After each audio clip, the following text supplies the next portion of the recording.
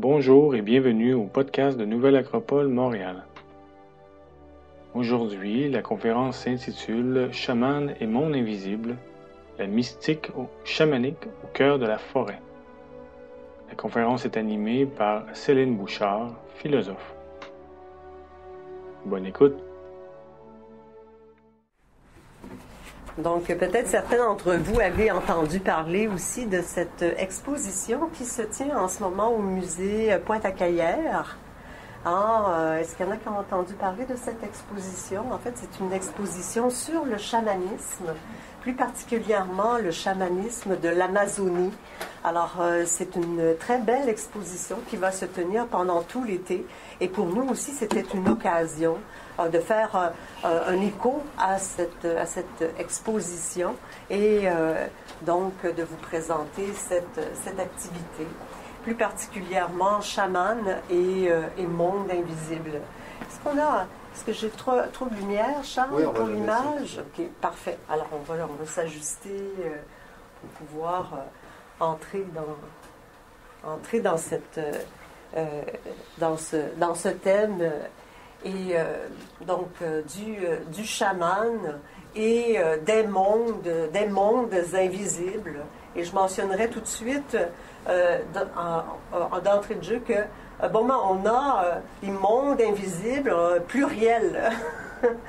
Et c'est intéressant de voir ça. Il existe pour les peuples traditionnels. Toujours, il y a eu une compréhension de la vie qui n'est pas simplement une réalité tangible, manifestée, mais qu'il existe aussi une dimension invisible, une dimension intérieure. Et pour ces peuples, ces différents peuples des différentes traditions, parce qu'on va voir que le chaman ne se retrouve pas seulement en Amazonie, bien sûr. Il se retrouve en Amérique du Sud, en Amérique centrale, en Amérique du Nord, mais il se retrouve aussi en Sibérie, il se retrouve au Tibet, on le retrouve chez les Celtes, mais il va porter différents noms. Mais c'est cette même figure centrale des sociétés, des cultures, je dirais, qui ont eu un contact plus intérieur et un contact réel avec la nature. Donc, le mot chaman, ça vient en fait de la Sibérie et ça veut dire connaissant, les très connaissants. Les chamans, en fait, étaient des scientifiques, étaient des prêtres, étaient des médecins, étaient des conseillers, des sages, avec un bagage de connaissances appliquées immense. Bien, en même temps, comme j'ai mentionné, ce contact intérieur avec la nature, où on va retrouver ces chamans, par exemple chez les Celtes, ils vont s'appeler les druides. Et druide, ça veut dire exactement la même chose que chaman dans son étymologie. Ça vient c'est druide qui vient de dru, qui veut dire connaissant. Donc, il est très connaissant. Mais cette connaissance n'est pas une connaissance strictement d'accumulation d'informations. C'est une connaissance intérieure, comme je l'ai mentionné, c'est une connaissance profonde et c'est une connaissance aussi qui est globale. Alors, donc là, est-ce que moi, pour les changements de diapo, est-ce que j'ai... Bon, OK, alors c'est moi qui... OK, parfait, je vais ici. Donc, je voulais vous présenter tout de suite, en commençant, un texte d'un grand chaman de l'Amérique du Nord qui s'appelle Black Elm, pour justement voir avec vous comment ce n'est pas simple d'aborder la question du chamanisme aujourd'hui et de l'esprit chamanique. Alors, on va le voir ensemble, ce qu'il dit, Élan Noir, Black Elk. Alors, il écrit, il paraît qu'autrefois, nous étions civilisés et instruits.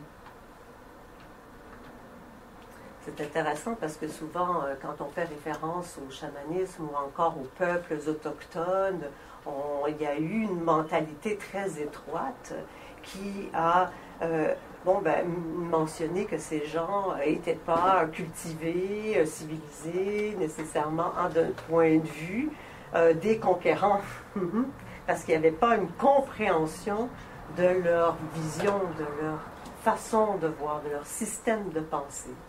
Alors, il paraît qu'autrefois nous étions civilisés et instruits. Nous savions parler aux arbres, à toutes les plantes, aux peuples ailés, aux quadrupèdes, aux êtres rampants, aux mammifères et aux peuples des poissons. De plus, nous étions capables de communiquer entre nous. Nous formions un seul et même esprit. C'est ce que l'on appelle être civilisé ou instruit. Et puis, nous nous sommes éloignés de cette connaissance pour devenir ce que nous sommes. Et ici, on a affaire à un chaman, Black Elk est un chaman, qui est en train de nous parler de son peuple, de nous parler de nous en tant que civilisation. Et quand je disais que ce n'était pas facile de comprendre le chamanisme, on peut le voir dans une culture qui s'est développée en rupture avec la nature. Aujourd'hui, on ne sait plus que la forêt pense. Mais la forêt pense. On ne sait plus que la terre est vivante, qu'elle est peuplée d'êtres vivants. Mais la terre est peuplée d'êtres vivants. On ne sait plus que la terre elle-même est un être vivant, qu'elle est notre mère. Nous avons, nous, la prétention dans notre, disons, vision, que nous sommes très évolués, que nous sommes très civilisés, et que l'on va, avec l'écologie, protéger la terre. Mais les Amérindiens savaient très bien que c'est la terre qui nous protège, c'est la terre qui nous porte. Et nous pouvons établir des relations harmonieuses avec elle ou disharmonieuses. Les peuples autochtones de la Sibérie, du Tibet, de l'Inde ancienne, de l'Amazonie, de la Polynésie, de l'Amérique du Nord, les Inuits au Grand Nord, dans le Grand Nord, tous ces peuples des civilisations anciennes savaient que la Terre est un être vivant et établissaient un dialogue avec elle. Et donc ils apprenaient à parler le langage de tous les éléments que l'on rencontre sur la Terre. Donc pour nous, c'est comme tout un réapprentissage que l'on tente de faire, parce que l'on sait que l'on ne peut pas continuer de cette façon à tirer les ressources des sous-sols, de faire des coupes à blanc de nos forêts, de couper les forêts amazoniennes. On le dit bien, hein, la forêt amazonienne, c'est le poumon de la planète. Et donc, le fait de détruire notre maison. Pour le chaman, la terre est sa maison. Elle est sa mère et elle est sa maison. Alors, ceci a bien sûr des conséquences sur nous. Donc, la pensée chamanique chez les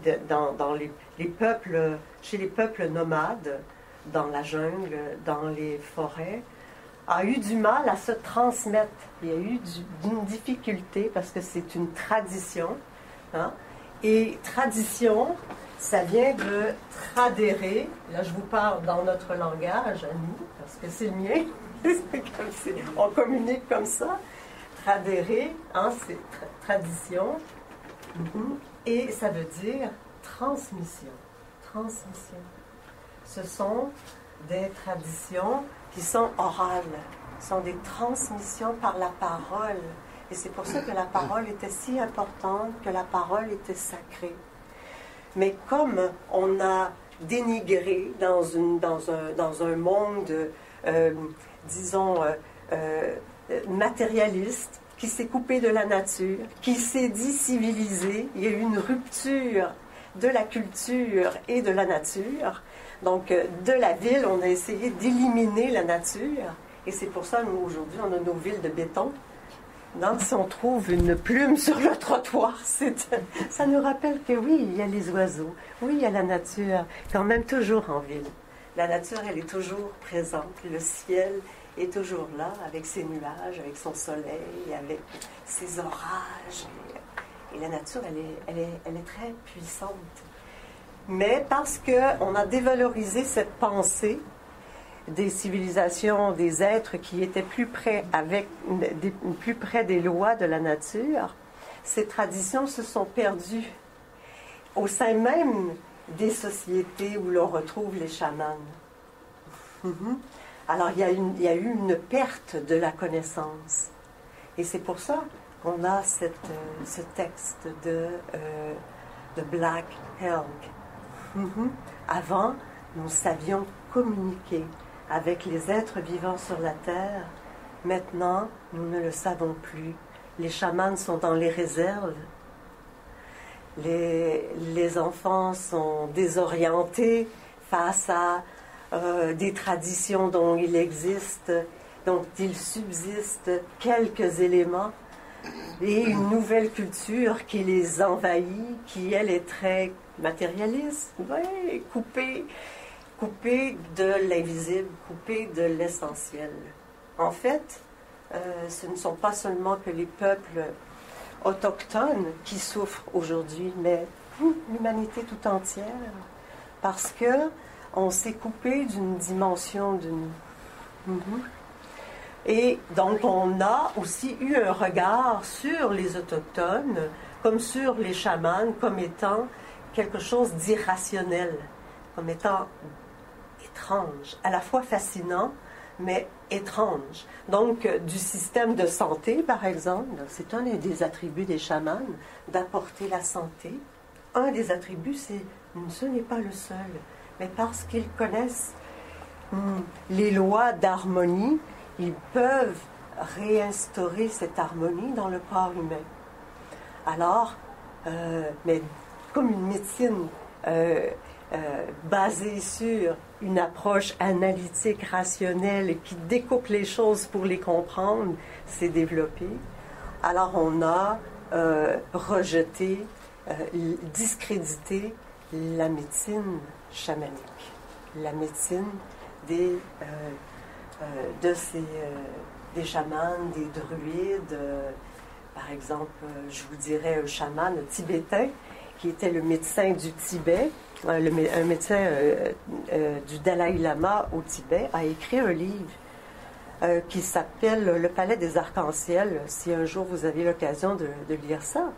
Et c'est un chaman, mais dans un autre langage, si vous voulez. Il ne porte pas le nom de chaman, mais c'est le même principe qu'il incarne. Et aujourd'hui, il dit, la médecine traditionnelle tibétaine, elle est en danger. Il ne reste que 3 livres à travers tout le Tibet qui ont rapporté tous les enseignements qui ont été développés pendant des millénaires. Alors, dans quelques civilisations, dans quelques sociétés, on garde encore des traces, quelques traces écrites de tout ce savoir, de toute cette connaissance, mais dans beaucoup de situations, de cas, de peuples, de communautés, beaucoup de connaissances se sont perdues. Alors, j'aimerais voir avec vous qu'est-ce qu'on a perdu, qu'est-ce qu'il nous faudrait essayer de retrouver en continuant de voir qui sont les chamans. Qui sont les chamans? Hein? Donc, oui, on a une mystique chamanique qui s'est développée au cœur de la forêt. Quand je dis au cœur de la forêt, on pourrait dire au cœur de la nature.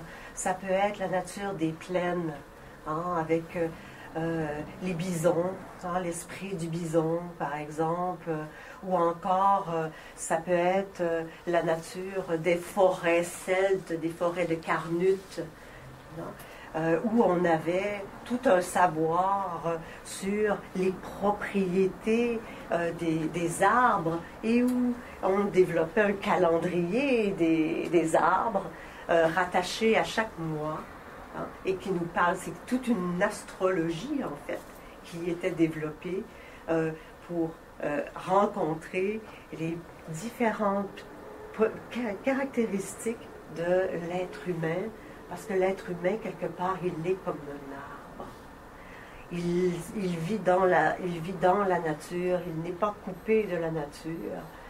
Et c'est pour ça que la rencontre avec la forêt, avec la nature, va enseigner à l'apprenti chaman, à l'apprenti connaissant.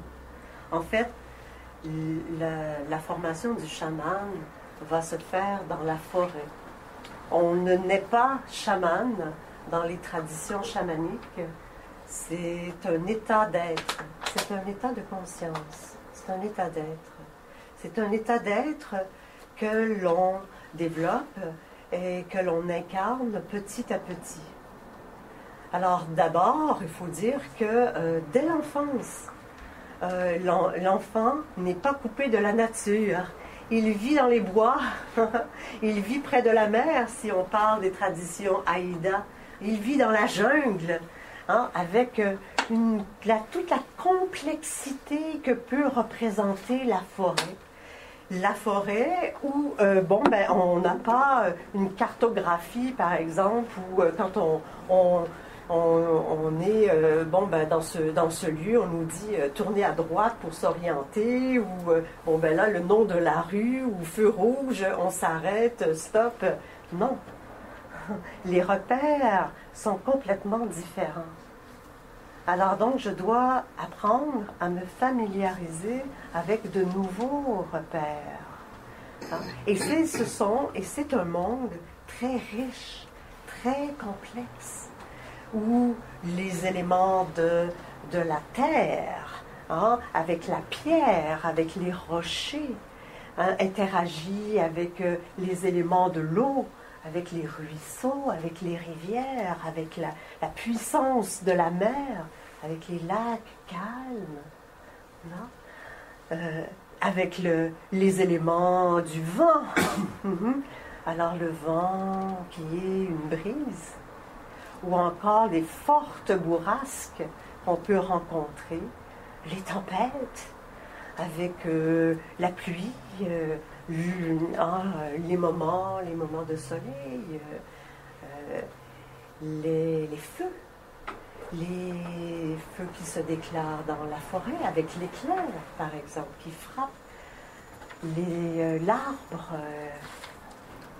Alors, et puis, donc, c'est tout ce monde des végétaux. Alors, nous, on dit, bon, mais il existe l'arbre, les arbres, peut-être.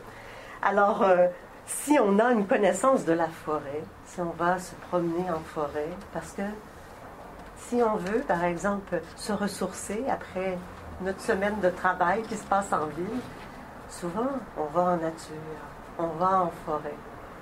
Alors, si on a apprivoisé un peu la forêt, on a vécu avec elle, alors on sait qu'il y a une multitude d'arbres. En connaissons-nous tous les noms aujourd'hui de nos forêts? Les forêts du Québec, les forêts... Très peu, en fait. On a beaucoup perdu. On connaît en ville, on a réduit le nombre de variétés d'arbres qui existent. Alors, on n'a plus de référence par rapport à ça. l'arbre, les petits arbustes, la mousson, tous les végétaux d'hiver qu'on va retrouver dans la forêt. Même chose au niveau du sol, des pierres, du roc. Hein? Quelle est la qualité ici de ce roc? Est-ce un granit? Est-ce une pierre ponce? Quelle est sa particularité? Les Autochtones connaissaient les particularités des pierres, connaissaient les particularités des végétaux, connaissaient les propriétés aussi des arbres. Et donc la forêt, en même temps, la forêt, elle est peuplée d'animaux. Elle est peuplée, oui, d'oiseaux. Elle est peuplée de tous les animaux du règne animal. C'est tout un règne. On a le règne minéral, on a le règne végétal, on a tout le règne animal. De l'insecte, de la chenille, jusqu'à l'orignal, jusqu'au jaguar, jusqu'à tous ces animaux qui peuplent la jungle, qui peuplent la forêt. Donc aussi, est-ce qu'on peut parler le langage du poisson? Est-ce qu'on peut parler le langage de notre frère, l'écureuil, le chevreuil? Ça, c'est toute une langue qui s'est développée. Alors l'enfant amérindien, l'enfant des autochtones chamans de Polynésie ou d'Amazonie vivait dans ce contexte. Et il grandissait au sein de la communauté et était enseigné de toute cette réalité de la nature.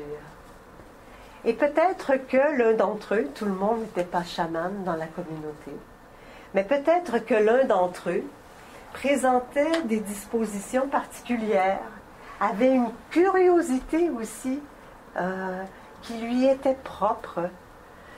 Et donc, il rentrait dans une formation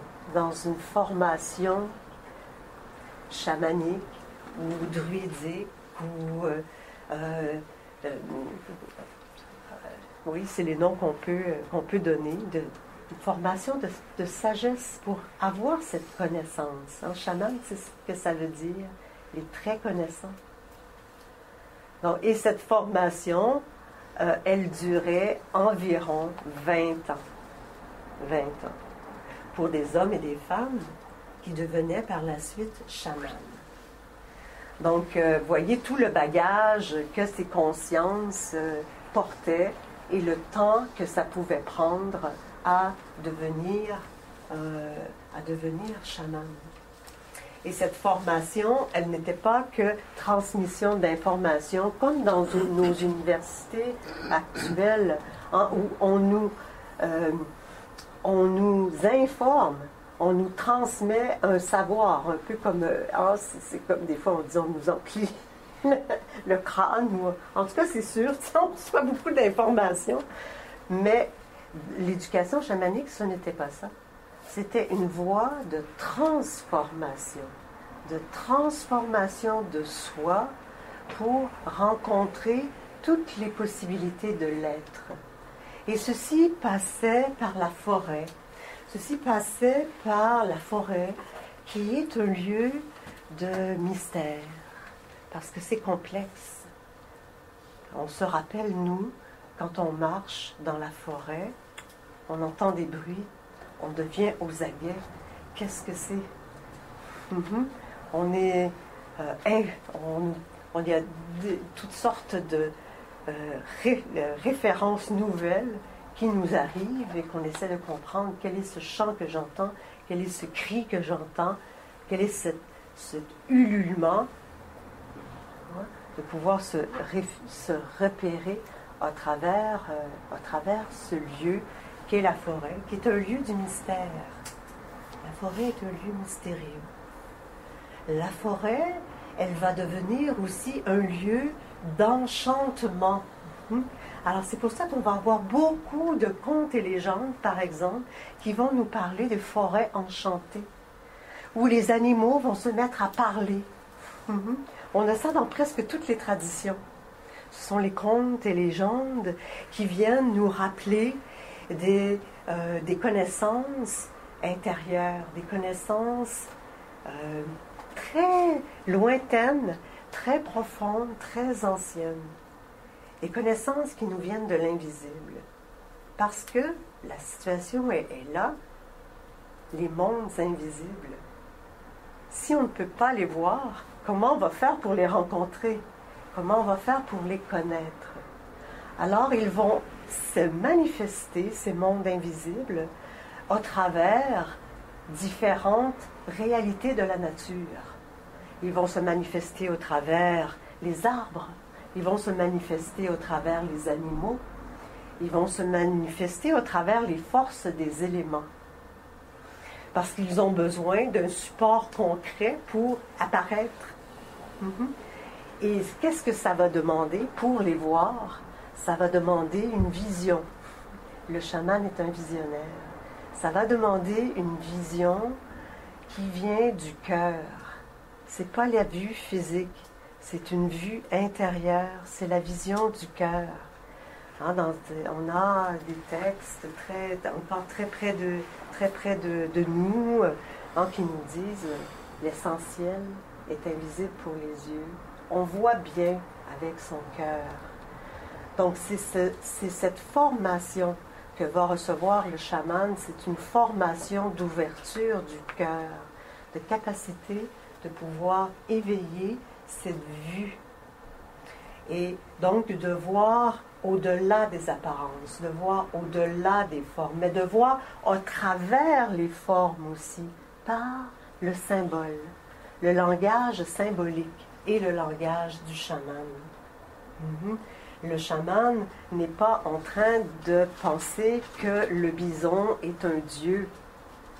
Et l'Amérindien non plus, ni non plus le chaman de l'Amazonie ne pense pas que le jaguar est un dieu. Mais le jaguar représente le symbole des forces, hein, de cette dimension spirituelle qui s'exprime à travers lui. C'est un langage très riche, très complexe, et qui s'apprend dans la forêt.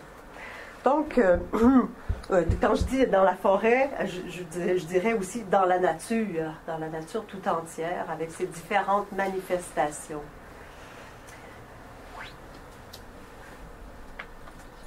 C'est une forêt enchantée, mais c'est une forêt aussi de défis. C'est une forêt de danger. C'est si j'en ne connais pas toutes ces forces en présence que je suis en train de rencontrer. Alors comment je vais faire pour rencontrer ces forces et pour pouvoir développer vraiment cette vision intérieure?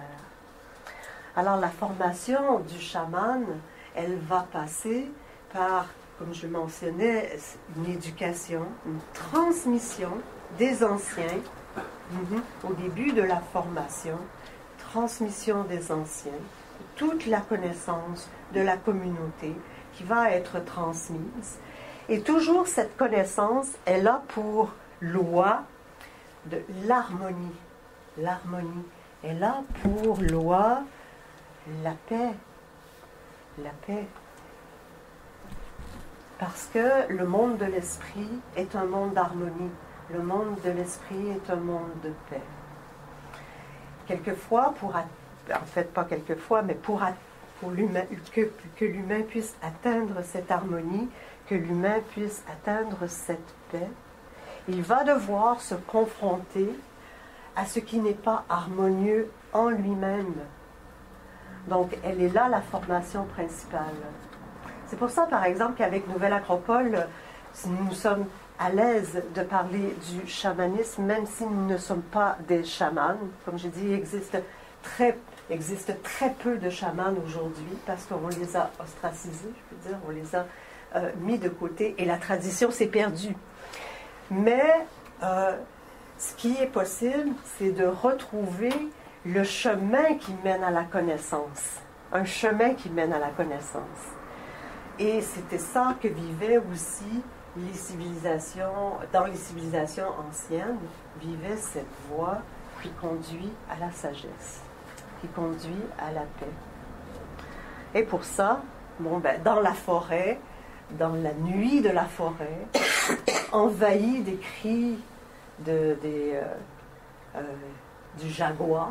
Moi, je me suis retrouvée à un moment donné en Amazonie et puis il y avait là des singes hurleurs. Je ne sais pas si vous avez entendu parler des singes hurleurs. Oui. Ce sont des... en fait, c'était au Guatemala. Ce sont des singes vraiment intelligents, vraiment brillants. Parce que le singe, c'est pas un être très fort physiquement, vous voyez, et il côtoie les jaguars. Il côtoie les panthères, les jaguars et tout ça. Alors, il a développé un système de défense très, très intéressant, très intelligent. Il se met à crier comme un jaguar. Il a appris à imiter le cri de son adversaire. Et donc, comme ça, il le fait fuir et lui peut protéger son clan, sa famille, lui-même, sa tribu. Alors, c'est vraiment... La nature est intelligente. Il y a toutes sortes... Il y a une manifestation de l'intelligence dans le règne animal. C'est fabuleux. Ces singes-là. Pourquoi je parlais de ça? Alors, oui, donc il y a les dangers. Il y a les dangers dans la forêt, dans la jungle, qui sont là. Si on est dans la nuit, il y a tous ces cris, les loups qui hurlent ici. Hein? Alors, donc, en fait, le chaman devait faire face. La première chose qu'il devait vaincre dans sa formation, c'est la peur de la mort. Peur de la mort, peur de la maladie et aussi peur de la faim. Vivre, et c'est un combat pour pouvoir faire face à ces peurs, de mourir, peur d'être malade, peur de n'avoir rien pour subsister. Donc, dans la forêt, il va vivre les épreuves et qui sont la vie elle-même de la forêt. Il va falloir apprendre à parler avec les loups pour établir une relation avec mon frère le loup. Et aujourd'hui, dans notre réalité contemporaine, c'est une femme, une pianiste en fait, qui vit aux États-Unis et qui vit dans un bord d'une forêt où il y avait des loups. Et elle, pianiste, elle jouait du piano. Et à un moment donné, elle s'est rencontrée, elle s'est aperçue, elle a vu qu'il y avait un loup qui venait et qui écoutait la musique. Alors, elle a commencé comme ça à jouer pour le loup. Et il s'est établi une relation et elle a apprivoisé cet animal. C'est très intéressant parce que c'est des choses qui peuvent exister. Ça, c'est dans notre réalité contemporaine. C'est des choses qui peuvent exister. Des relations comme ça qui peuvent naître entre les règnes et entre des règnes qui sont supposés être des ennemis. Bon, je ne vous conseille pas d'essayer, à moins que vous soyez un très grand musicien, mais c'est pour dire que oui, on va apprivoiser, on va apprivoiser les peurs, on va apprivoiser ce qui peut représenter un danger, une menace, une plante, par exemple, qui produit un poison mortel, ou encore un serpent qui pique de sa blessure, qui amène la fièvre et tout ce qui s'ensuit. Mais alors, comment guérir de cette morsure, de cette blessure? Le chaman doit apprendre à établir une relation avec les plantes, avec les éléments et il va être enseigné pour pouvoir trouver quel est le remède qui convient dans telle circonstance, dans telle situation. Donc la forêt est un lieu d'initiation. La nature est un lieu d'initiation. Donc s'initier, c'est apprendre, c'est commencer, c'est pour vraiment intégrer la connaissance. Pas seulement parce qu'on peut lire beaucoup de livres sur les sujets, on a beaucoup, encore une fois, de savoir dans la tête, mais ce n'est pas nécessairement une réalité, un savoir vivant, pratique, intégré, qui nous permet de vivre avec les éléments. Aujourd'hui, on ne sait plus tellement bien vivre avec les éléments. Donc, la formation de base. Alors, et là, le chaman, il va comprendre que oui, la forêt parle. La forêt est un être. Et que tout ce qui y existe est vivant. Tout a une âme. Tout est vivant. Tout a une âme. Et nous sommes tous en interconnexion. Et venons de la même source. Dans toutes les traditions, tous les peuples traditionnels, il y a toujours cette idée d'une unité, d'une unité primordiale. C'est le grand esprit, c'est le grand Manitou, c'est l'innommable, que ce soit dans la tradition du bouddhisme, de l'Inde ou encore au Moyen-Âge, avec les Celtes et toutes ces traditions aussi des alchimistes. Donc, il y avait cette connaissance que dans la nature, tout est un. Tout est interrelié et tout est un. Alors, si je peux me rapprocher de cette unité, donc, mais je peux alors parler le langage de tout ce qui se trouve dans la multiplicité de la manifestation. Les choses ne sont pas découpées. Tout est lié, tout est relié. Aujourd'hui, c'est très intéressant parce que c'est qu'on a une vision qui est en train d'apparaître au niveau de la science fondamentale. Par exemple, quand on parle de physique quantique, alors c'est des termes qu'on est en train de voir, et c'est cette nouvelle approche de la vie, de la compréhension de la nature est en train de nous dire les choses ne sont pas mécaniques. Tout est vivant et tout est interrelié. Là, c'est nos scientifiques, nous, comme occidentaux, on se fie beaucoup à la référence de la science. Quand c'est légitimé scientifiquement, c'est vrai. Sinon, c'est pas vrai.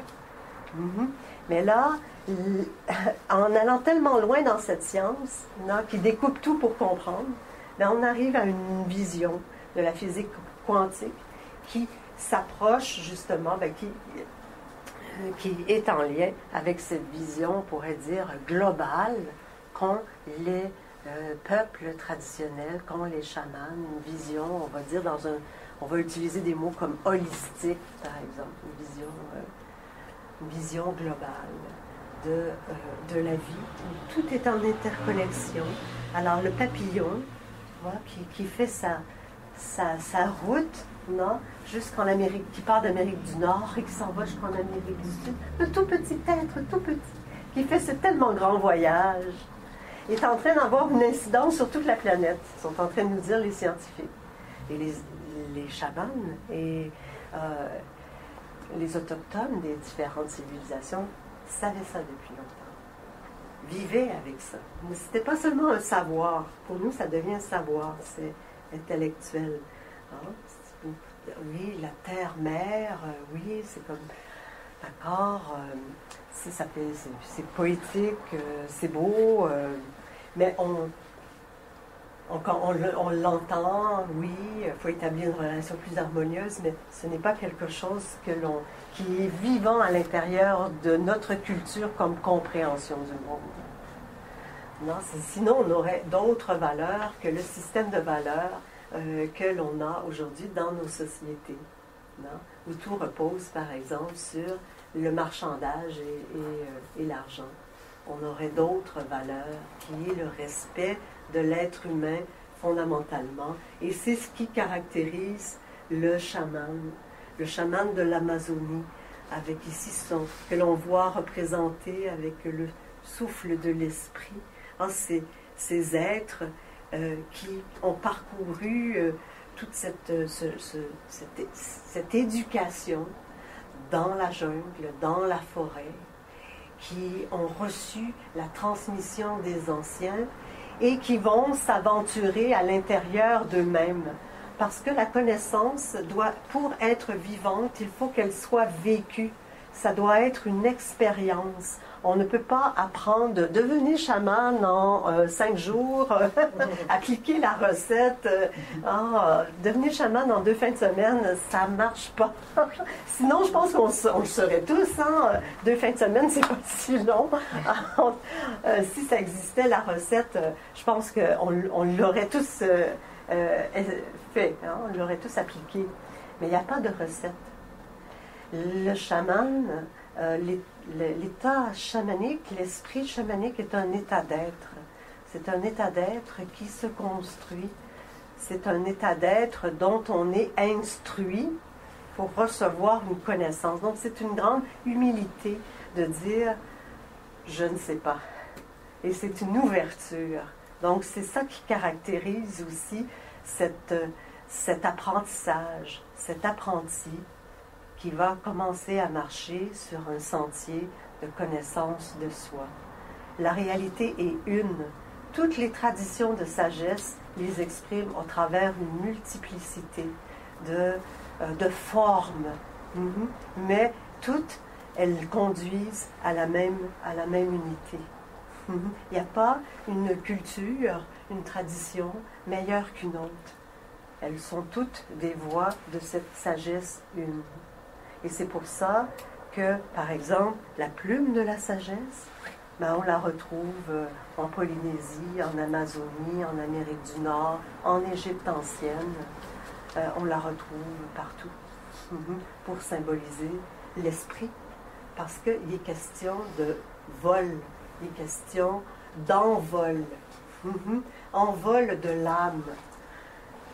Toutes ces traditions de sagesse nous ont parlé de cette théorie, cette réalité de l'âme qui est prisonnière dans une cage, qui est prise. Et la cage, c'est nous-mêmes. C'est ce qu'on va appeler la personnalité, par exemple, dans notre langage contemporain.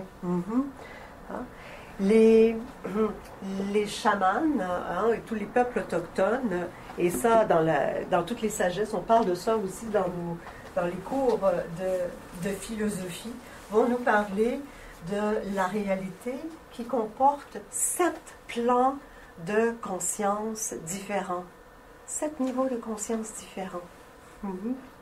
7 niveaux de conscience qui va s'exprimer par une dimension, je vais la représenter par un triangle, parce que c'est aussi une structure, une forme naturelle que l'on retrouve dans la nature, comme par exemple la montagne, et que beaucoup de peuples autochtones ont légué aussi des architectures qui vont avoir cette forme pyramidale, justement pour nous signaler l'unité derrière toute chose. Et puis, donc, cette forme, disons, ternaire, qui est un symbole pour représenter l'esprit. Et on va avoir la terre qui va être représentée par un carré, le carré des 4 directions. Et on va toujours avoir dans les traditions chamaniques, ça va être dans la 2e conférence qu'on va traiter davantage des rites chamaniques en relation, par exemple, avec la qualification de l'espace. Ici, donc, l'esprit, on peut l'associer à la dimension céleste, à la voûte céleste. À la voûte céleste, le ciel. Et puis, ici, c'est la mer Terre, le monde visible, qui est la Terre et qui correspond chez l'être humain. Parce que là, je suis en train de parler d'un petit microcosme qui correspond à notre aspect visible, qui est la personnalité. Et c'est pas séparé entre les deux, mais c'est relié. Nous, notre problème, c'est que on a éliminé l'esprit, qui est en fait l'être. Quand je parle d'état d'être, c'est ça. L'être, c'est ici. Ça, c'est l'être. Ça, c'est le paraître. Je parais. Je parais.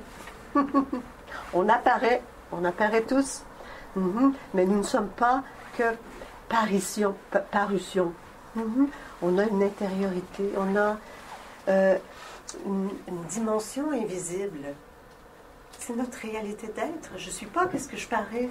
Je ne veux pas être aimé, considéré, respecté pour mon apparence. Je veux être aimé, respecté en tant qu'être. Être humain. Mais j'ai besoin d'une bonne apparition parce que sinon ça va mal pour s'entretenir. Ah, c'est vrai. Ils sont flottent tous dans l'espace. Donc, c'est mieux de bien atterrir puis d'être bien branché à notre terre, la mer. Donc, ces sept plans de conscience correspondent ici à le carré. Ce sont, comme j'ai dit, les 4 points cardinaux, les 4 saisons. On a des structures fondamentales dans la nature qui procèdent avec le nombre 4. Et ici, est-ce que ça va jusque-là? Est-ce que ça se comprend ce que ça va? Oui? OK. Et puis, l'esprit qui se caractérise par le 3, la Trinité. Qui est un symbole, qui est une expression, en fait, de l'unité primordiale que l'on ne peut atteindre, mais que l'on peut représenter par, justement, cette dimension de la Trinité. Donc, ceci correspond aux 7 plans de conscience, aux 7 plans qui existent dans le microcosme. L'être humain est un petit microcosme, à l'image du macrocosme, à l'image de l'univers, à l'image de la nature. Et que faisait le chaman? Il établissait des liens harmonieux entre le monde, entre son monde et le monde du macrocosme, le microcosme et le macrocosme. Voilà pourquoi il pouvait parler, par exemple, aux étoiles, pouvait parler aux nuages, pouvait parler au soleil, et que tout était frère, tout est ses frères. Mon frère, la montagne, mon frère, la lune, mon frère, les étoiles. Nous sommes de même nature. Et c'est ce que nous dit Hubert Reeves. Nous sommes poussière d'étoiles. Nous venons du ciel. Nous avons la même origine. Tout vient de l'unité, qui est un mystère. Ouf, qui a créé l'univers? Oh, on ne sait pas. Les chamans non plus. Ils ne savent pas. Ils sont sages pour nous, ces anciens, qui ont légué des paroles de sagesse, qui ont légué des traditions. Mais à leur niveau, ils sont toujours en train d'apprendre. Parce que c'est la voie d'évolution. C'est la voie d'évolution. Alors, le chaman, il va s'investir. Il va s'investir des esprits de la nature pour pouvoir rencontrer les forces qui sont exprimées dans cette nature. Alors on va avoir l'ours, grand-père l'ours, grand-père l'ours qui apporte ses paroles de sagesse. Alors, est-ce que c'est l'ours en lui-même qui est sage? Non. C'est que l'ours a des attributs qui permettent qu'il puisse symboliser la sagesse. C'est sa capacité, par exemple, à rester calme. Sa force, sa puissance aussi. Sa capacité de pouvoir dormir et rêver. Vont en faire un être qui peut voyager dans les plans, invisible, dans le monde du ciel, dans le monde céleste. Et c'est pour ça qu'il va être grand-père sage, qui instruit la tribu et qui peut qui va instruire en fait le chaman qui à son tour va instruire la tribu. Alors les différents éléments ici avec ce cougar, le lynx, donc qui sont les symboles à travers dont va se vêtir le chaman pour pouvoir incarner ses propriétés. Parce qu'on a dit, sa formation incluait de vaincre les peurs, vaincre ce qui peut constituer la peur de la mort, aussi une menace, apprivoiser, développer ce langage, mais développer aussi des vertus, développer des qualités, des vertus on utilise ce mot, je sais que ce n'est pas un mot qui est très aimé aujourd'hui, mais peut-être en médecine on le comprend mieux, on dit des vertus curatives. Mais la cure qu'apporte le chaman, elle n'est surtout pas seulement physique, elle est spirituelle, elle est psychologique et elle est physique. Elle existe dans toutes les dimensions de l'être humain. Donc il va s'approprier et se vêtir de ces vertus qui sont le courage, qui sont la force, qui sont la patience, toutes les vertus qui nous permettent d'être humain réellement. Donc ici, on a cette très belle image du chaman, donc qui va ici avec un geste de purification, parce que donc, pour pouvoir rentrer en contact avec ce monde de l'invisible, il faut avoir un cœur pur. Un cœur pur. Un cœur d'enfant connaissant. Je ne dirais pas seulement pur, parce que des fois on dit oui, un cœur pur comme un enfant. Un enfant, c'est peut-être pas si pur que ça.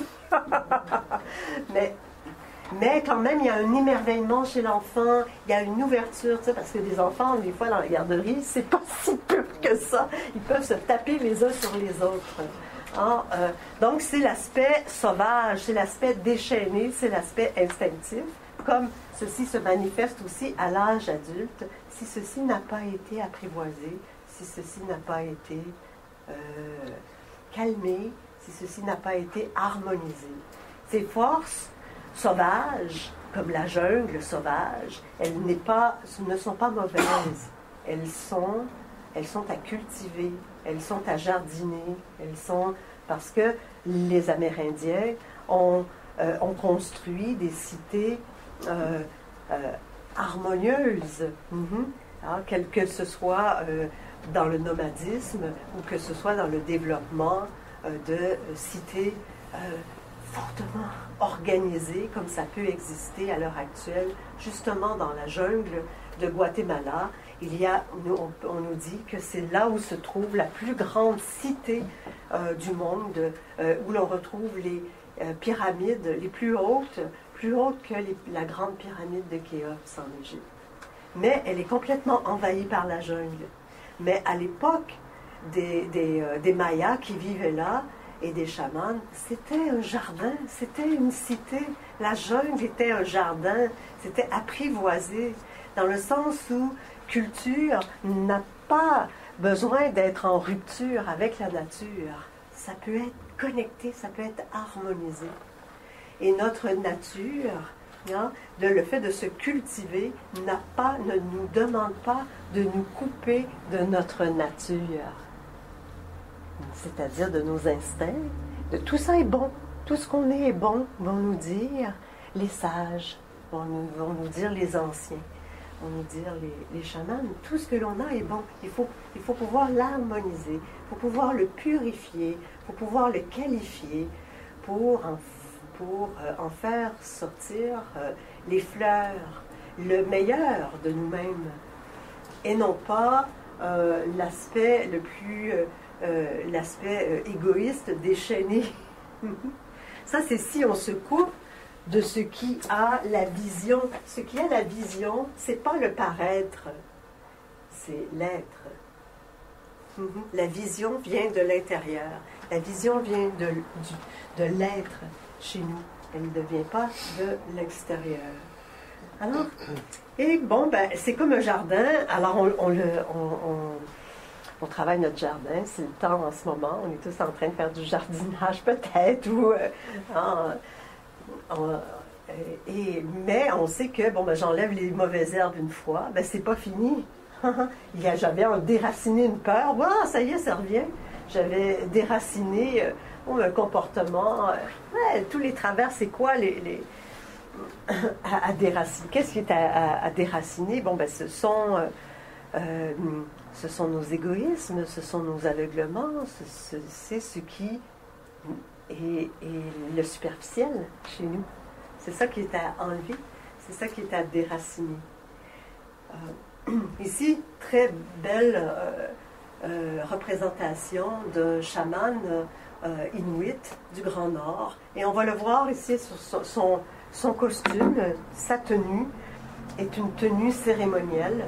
Le chaman n'est pas vêtu de n'importe quelle façon. Tout ce qu'il porte a un sens, a un symbole, et porteur de vie, je dirais. C'est pas juste...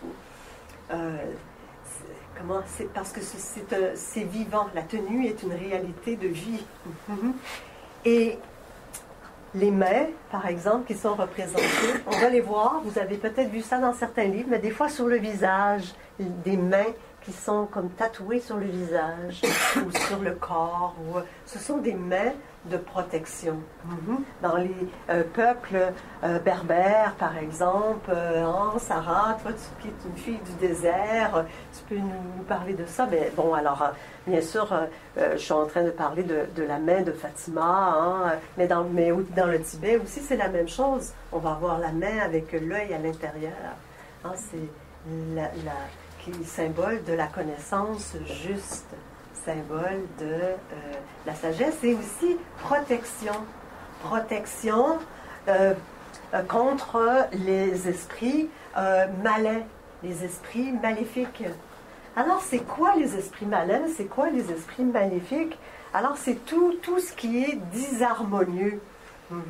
Alors, chez les Inuits, par exemple, il y a une très belle histoire, et je vais terminer avec ça avant la pause. Après, on va aller à la pause, et je vais revenir avec d'autres éléments. Mais chez les Inuits, le chaman s'appelle Elik, E-L-I-K. Bon, c'est juste pour vous dire, vous voyez, dans différentes traditions, on va avoir différents noms pour dire chaman. Et ça veut dire celui qui a des yeux. Celui qui a des yeux. Celui qui voit, le voyant, celui qui est capable d'aller voir au-delà des formes. Et la fonction du chaman, c'est de pouvoir s'assurer de l'harmonie de la communauté dans sa relation à la nature, de l'harmonie des êtres de la communauté entre eux. Et de l'harmonie en chacun d'eux. Et c'est pour ça, par exemple, que s'il y a une maladie, il va aller voir où il y a disharmonie, où il y a conflit. Et donc, il va faire un voyage. C'est le voyage de l'âme. Pour nous, ça paraît un peu...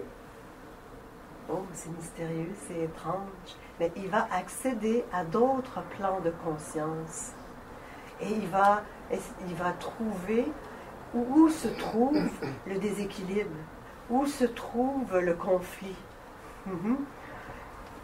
pour ensuite ramener le remède pour apporter la résolution à la maladie, par exemple.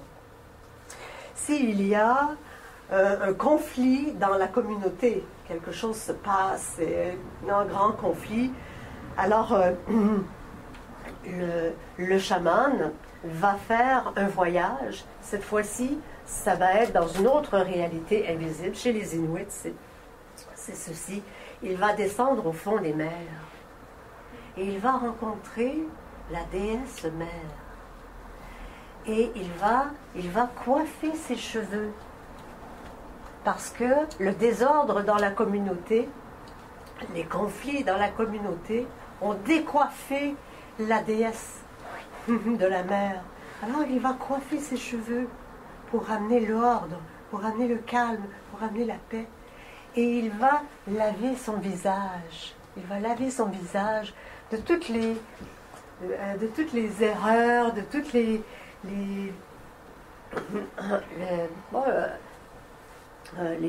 conflits, les égoïsmes, les tensions, pour amener qu'elle soit purifiée de toutes les fautes qui sont commises. Et ensuite, il va revenir dans la communauté. Pendant qu'il fait ce voyage intérieur, ce n'est pas une histoire que je raconte, c'est quelque chose qui est réel. Pendant qu'il fait ce voyage intérieur, toute la communauté est réunie dans l'igloo, par exemple, et puis on fait le tambour pour accompagner le chaman dans son voyage intérieur. Alors, voyez, on est en présence d'un monde magnifique que l'on ne comprend plus beaucoup aujourd'hui, mais qui est réel, qui se perd, mais qui a existé, qui, dans certaines mesures, continue d'exister. J'avais un ami qui a travaillé dans le Grand Nord avec les Inuits, justement, il y a quelques années. Et il était dans un village, il travaillait avec une équipe de médecins là-bas. Alors, il était dans une équipe avec eux, et puis dans le village, il y avait eu un meurtre. Bon, il y a beaucoup de détresse dans les communautés autochtones aujourd'hui, on le sait. Et bon, la personne, elle a été jugée par les lois canadiennes, donc elle a été en prison comme n'importe qui commettrait un homicide. Bon, et donc il a purgé sa peine, et ensuite il est revenu dans la communauté. Et là, c'était dans cette communauté où il avait commis l'homicide. Alors il est revenu, il est descendu de l'avion, et là, toute la communauté était là pour l'accueillir, et ils l'ont tous applaudi. Bienvenue dans la communauté. Tu as payé pour ta peine. Bienvenue parmi nous à nouveau. Vous voyez, je raconte cette histoire pour peut-être donner une petite idée des valeurs qui existent dans ces communautés. Bien sûr, aujourd'hui, elles sont toutes imprégnées de nos systèmes, punitifs qui existent, et quelqu'un qui a mal agi, après c'est difficile sa réinsertion, et c'est comme bon. Mais il peut y avoir une autre façon de voir les choses.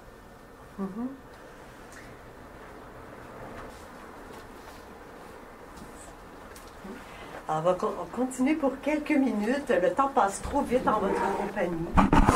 Les philosophes, on est des chercheurs de vérité. On n'a pas la vérité, on est des amoureux de la sagesse, on n'est pas des sages, nous ne sommes pas des chamans. Mais ce qui est intéressant, c'est qu'il y a un chemin, il y a une voie où on peut se reconnecter à nous-mêmes pour pouvoir se reconnecter au monde dans lequel nous vivons, pouvoir établir des relations plus harmonieuses.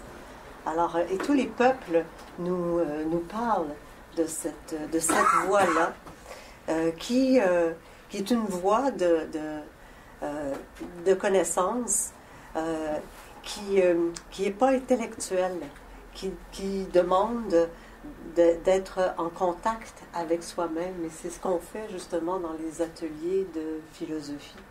C'est pas les conférences sur l'histoire des sagesses du monde, mais comment ça peut m'aider à mieux me rencontrer dans la vie?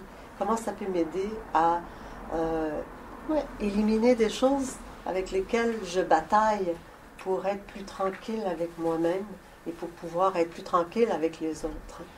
Donc c'est vraiment très enrichissant. Toutes les civilisations à travers le monde ont beaucoup à nous apprendre. C'est notre mémoire, c'est notre bagage. Hein, nous ne sommes pas nostalgiques du passé, bien qu'on voit qu'il y a eu des ruptures, comme je le disais tout à l'heure. Mais aujourd'hui, nous sommes là où nous sommes. La nature est toujours présente. Nous, l'être humain, avec notre conscience, nous pouvons toujours continuer de cheminer vers nous-mêmes, vers notre cœur.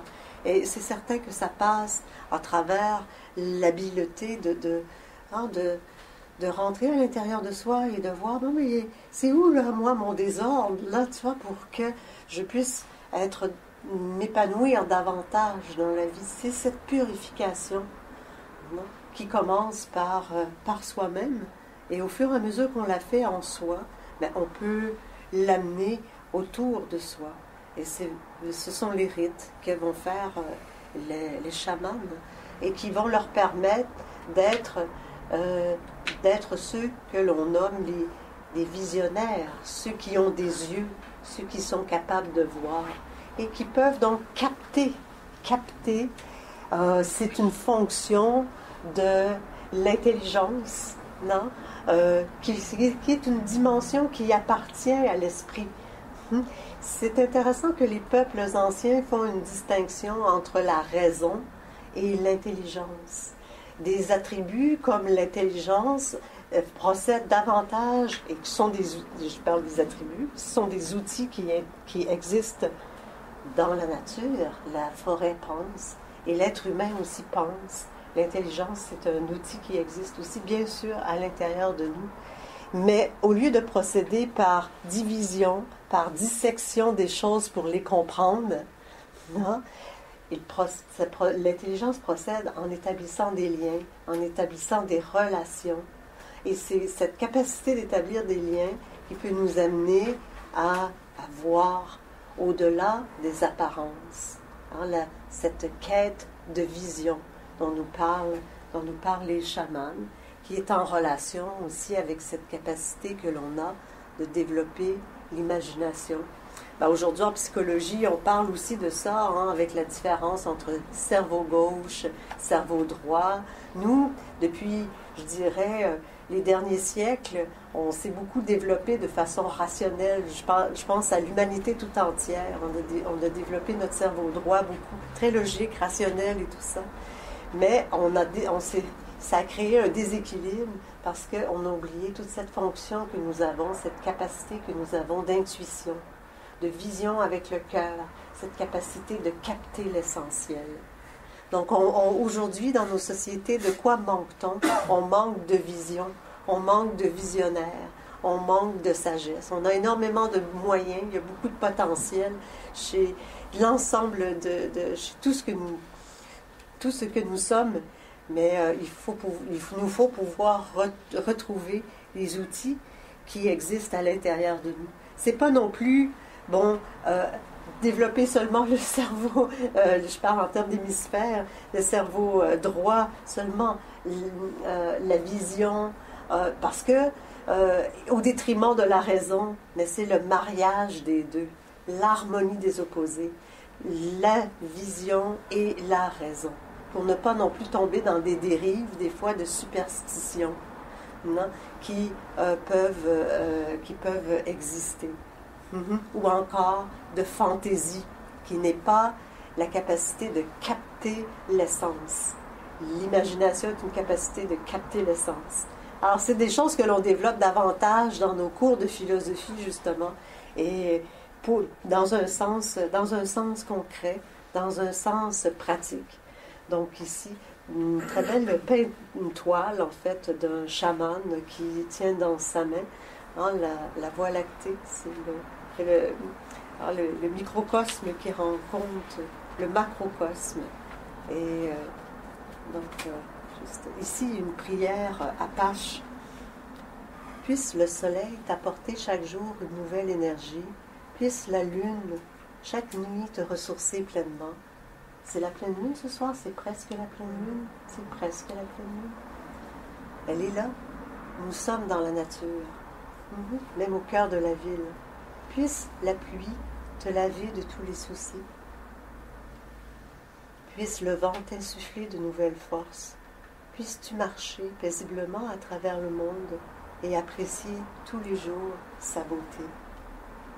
La beauté des esprits de la forêt se manifeste dans tous les plans, dans des mondes invisibles, dans des plans invisibles aussi, dans les forêts. Il y a tous ces génies des plantes, avec lesquels les chamans discutaient, parlaient. Et ça, c'est dans toutes les cultures. Ils ont porté différents noms, farfadets, gnomes, corrigans, vraiment différents noms. Petits êtres. Il y en a une multitude de ces génies de la terre. Ils sont en relation avec la terre. Et il y en a une multitude, comme il y a une multitude d'arbres, comme il y a une multitude d'arbustes, de végétaux dans la forêt. Ils sont multiples. Alors, celui qui a des yeux, le chaman, pouvait établir un lien. Dans notre histoire plus contemporaine, on a le jardin de Findorm, par exemple, en Irlande, avec les farfadets. Ce sont des personnes qui ont appris une sensibilité à la nature et appris le langage de la nature, et donc peuvent travailler avec des gnomes, avec des farfadets, des lutins. Mon Dieu, de quoi est-elle en train de parler? Et oui, et donc ils font pousser des légumes qui sont plus gros que nature, sans OGM, sans fertilisants et tout ça, parce que tout est vivant, tout a une âme.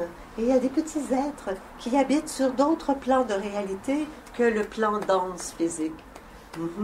Alors il y a le monde invisible, l'esprit du ciel, la dimension spirituelle, bien sûr.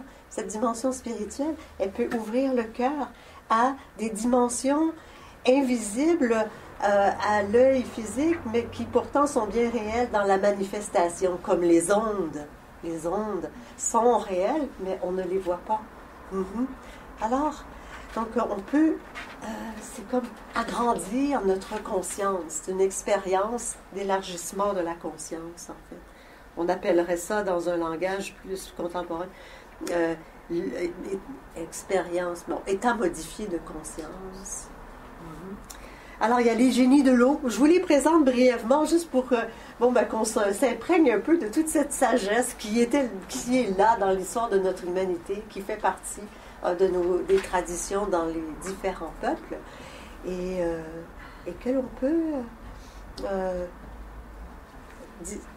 s'ouvrir à une considération que tout a une âme, tout est vivant, qu'il y a des petits génies. Les gnomes, par exemple, transmettaient leur connaissance aux chamans sur les propriétés des plantes, qui leur permettaient donc de savoir quelle plante utiliser pour soigner.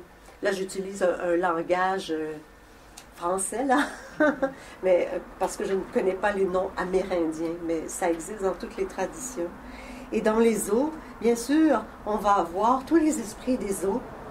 Alors, on a cette très belle ici toile aussi, avec une facture très contemporaine de cette très belle image de l'Amérindienne qui marche dans les eaux avec sa plume, en relation avec cet esprit des eaux.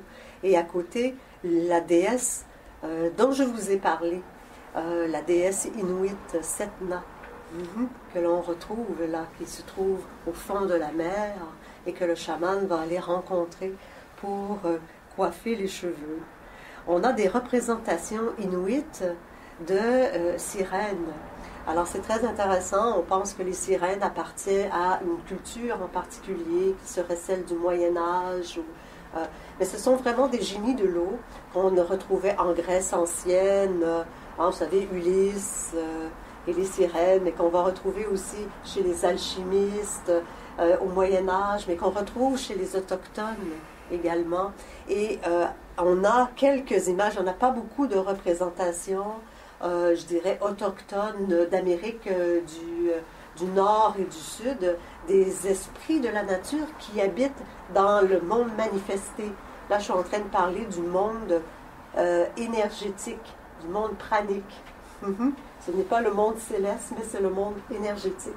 Donc, vous voyez, il y a tous ces plans de la nature, toutes ces multitudes de cours d'eau comme des veines, tout un système sanguin de la Terre, tout ça, c'est vivant. Et il y a des génies qui s'occupent, par exemple, de la purification des eaux.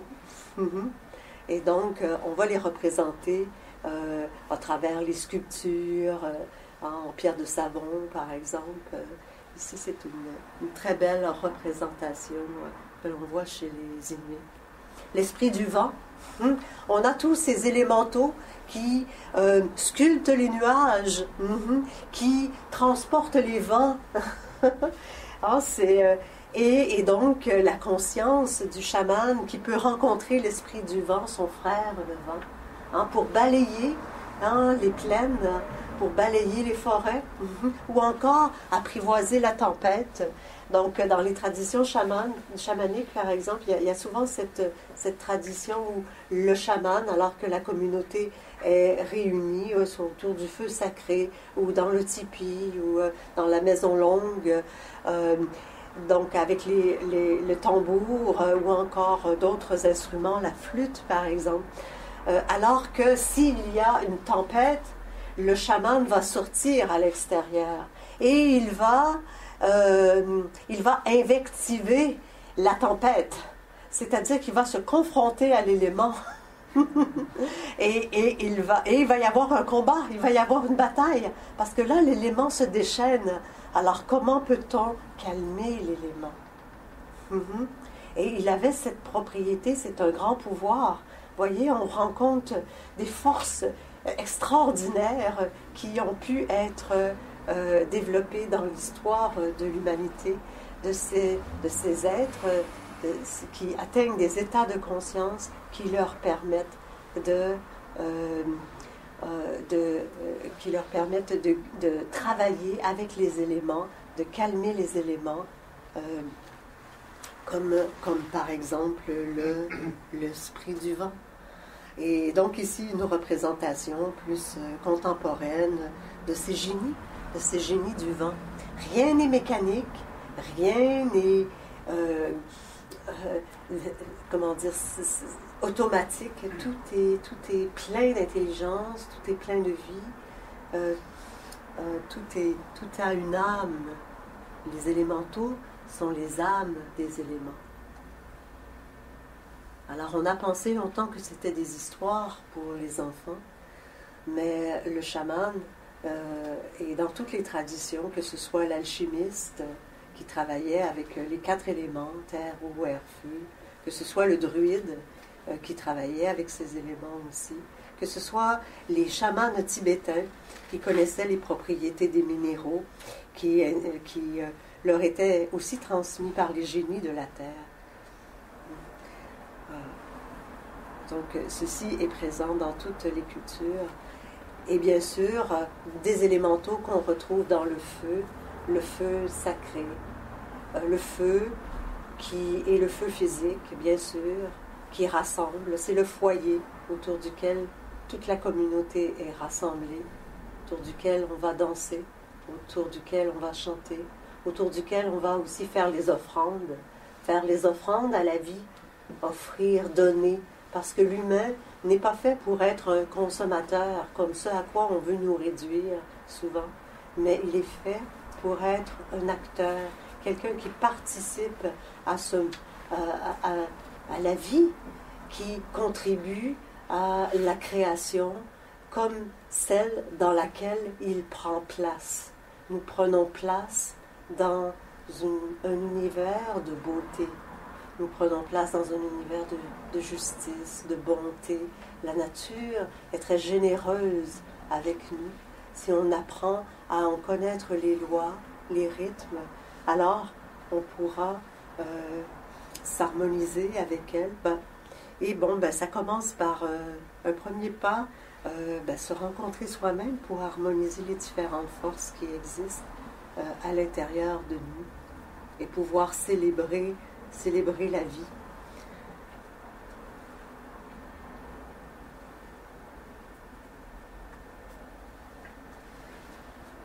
Crazy Horse qui nous dit, alors voyez que lui, il n'a pas une plume, il n'a pas deux plumes. Alors j'ai beaucoup de chemin à faire, autrement dit, mais je pense qu'on en a tous beaucoup à faire parce qu'aujourd'hui, comme on a vu dès le départ de cette conférence, on a perdu ce qu'est l'esprit chamanique. L'esprit chamanique, c'est redécouvrir cette voie qui mène au cœur de soi, qui mène au cœur de l'être humain. Et donc là, apprendre à voir, au-delà des apparences, apprendre à voir que la vie est beaucoup plus riche que ce à quoi on veut la réduire aujourd'hui. J'ai vu le monde caché derrière le monde. Crazy Horse, qui était un grand chaman. Je lui laisse la parole pour finir. Alors, merci beaucoup pour votre présence. On a débordé le temps, je suis désolée. Mais si vous avez des questions, on peut peut-être prendre quelques questions. Ceux qui peuvent rester. Pardonnez mon français. Vous avez parlé d'un mariage entre selon gauche et droite, ou peut-être entre le monde réel et le monde invisible. Et mon question est, est-ce que le chaman doit être au dehors de la société, ou est-ce qu'on peut intégrer ces deux mondes? Mm-hmm. C'est ça. Alors, nous avons tous tout intérêt à ce que les sages soient dans la cité. Nous avons tout intérêt à ce que les sages soient dans la cité. Et en fait, ces deux mondes doivent se rencontrer. La nature intègre ces deux dimensions. C'est une vision réductrice qui sépare ces deux mondes. Mais ils sont toujours là, toujours en interpénétration. Ce n'est pas séparé, c'est toujours relié. Alors, bien sûr, comme je disais, la tradition chamanique, elle se perd. Elle se perd aujourd'hui, mais existe encore des chamans, quelques-uns, pas beaucoup. Il n'y a pas beaucoup de sages dans l'humanité, mais il y en a encore quelques-uns. Et ils sont désolés, vous avez vu les paroles de ce chaman que j'ai présenté au tout début, ils sont désolés de voir l'état du monde actuel et la non-transmission de cette sagesse. Mais il y a des chamans, les chamans en Amazonie, par exemple, qui ont été interviewés par des individus qui de plus en plus commencent à s'intéresser au chamanisme et à reconnaître la valeur, la grande validité de toutes ces connaissances qui, comme je l'ai dit, ne sont... Chaman, c'est beaucoup plus large que ce à quoi on veut le réduire aussi. Hein, et il demandait à ces peuples qui vivent dans des communautés en nature et tout ça, et ils disent alors la population vous a déserté, la population par exemple du Brésil ne consulte plus les chamans, c'était une question. Et le chaman a dit alors c'est vrai, ils consultent, quand ils sont malades, ils consultent les médecins qui sortent des universités de Brasilia, de Rio de Janeiro, de Sao Paulo. Mais quand les médecins de Brasilia, Sao Paulo, Rio de Janeiro, malgré tout leur bagage universitaire et leurs études, ne trouvent pas la cause du mal, ils viennent nous voir. Ils viennent nous voir. Donc, et on sait que aussi il y a des chamans qui habitent en ville. Oui. Mais par exemple, une école de philosophie comme ici, parce que encore une fois, je veux dire, le chaman n'est pas seulement celui qui est médecin, mais c'est celui qui a une connaissance des lois d'harmonie, par une connaissance du beau, du bien, du juste, de ce qui est. Il connaît l'être. C'est la quête de l'être. La quête de la vision, c'est la quête de l'être. Et une école de philosophie comme Nouvelle Acropole est un espace de réhabilitation de cette quête de l'être humain. Et bien sûr, c'est un long chemin. 20 ans. 20 ans d'ouverture du cœur. C'est un long chemin. Mais il faut commencer quelque part, il faut faire ses premiers pas. Et puis donc l'école ici est là pour ça. Oui. Et aussi, je voudrais raconter une histoire. Je vais raconter une histoire un peu étrange, mais c'est Black Elk que je vous ai présenté au tout début.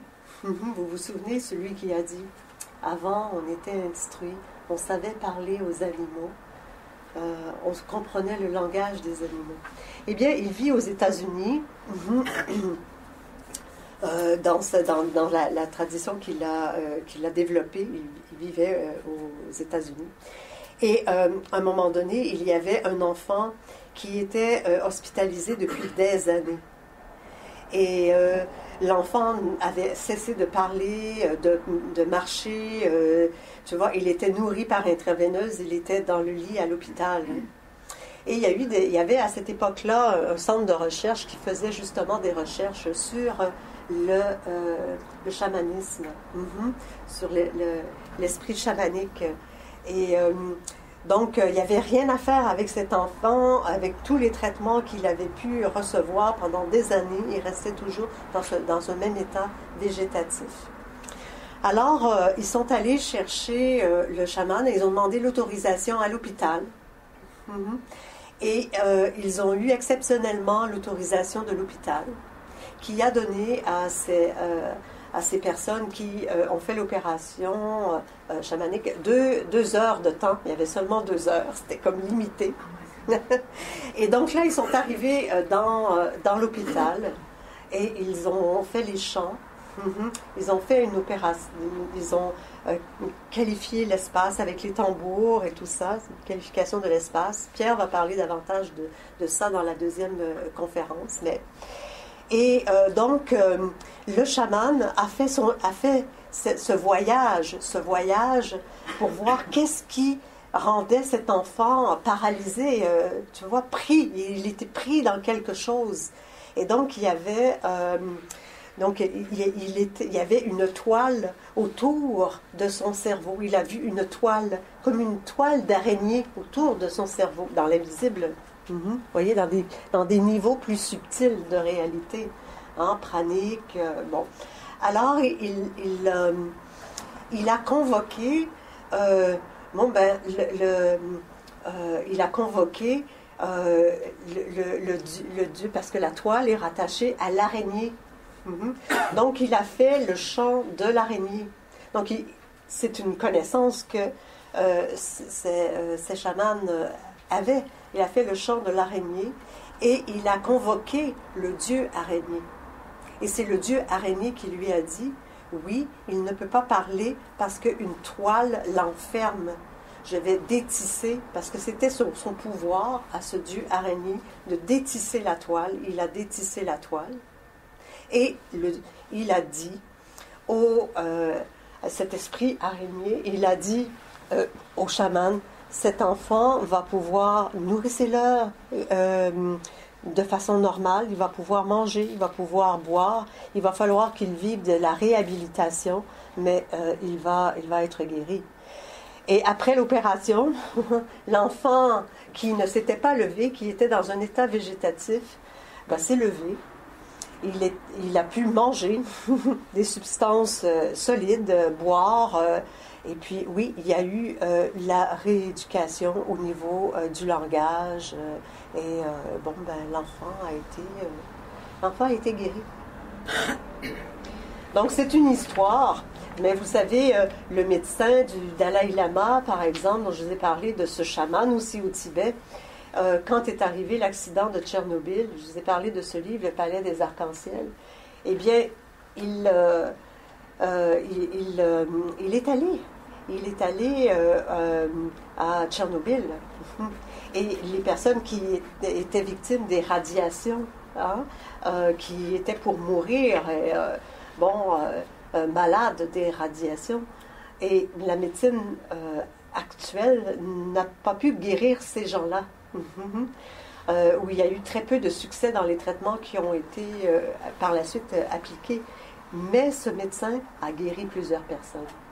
Sauf que par la suite, la médecine, je dirais, conventionnelle et non pas traditionnelle, il y a une grande différence entre les deux, mais une médecine plus matérialiste, basée sur une approche plus rationnelle, elle est bonne, cette médecine, elle est efficace dans bien des cas, mais elle ne peut pas tenir compte de la globalité de l'être humain. C'est ça le problème. Il faut travailler avec les deux. Mais la médecine, alors, n'a pas voulu permis que le médecin tibétain du Dalai Lama reste davantage à Tchernobyl. Il lui a demandé de partir. Parce que ça mettait en cause la médecine, voyez-vous. C'est ça. Alors, donc, ce n'est pas tous les médecins qui ont une approche, qui développent leurs connaissances dans l'approche conventionnelle, comme je dis, qui est très valide, je ne voudrais pas qu'on pense que je suis en train de condamner, pas du tout, au contraire. Mais il faut pouvoir harmoniser, j'en profite pour votre question qui était tellement bonne, il faut pouvoir harmoniser la dimension de l'imagination et de la raison, la capacité de l'intuition et de la raison. Sinon, on tombe dans des déséquilibres d'un côté comme de l'autre. Merci beaucoup de votre attention et patience.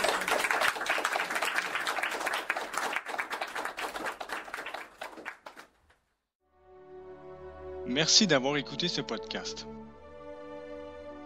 Pour rester en contact, vous pouvez nous suivre via notre site internet à montréal.acropole.ca. Aussi, Nouvelle Acropole est une organisation à but non lucratif présente dans plus de 60 pays à travers le monde. Vous pouvez nous appuyer en faisant un don ponctuel sur notre site internet à montréal.acropole.ca/contribuer.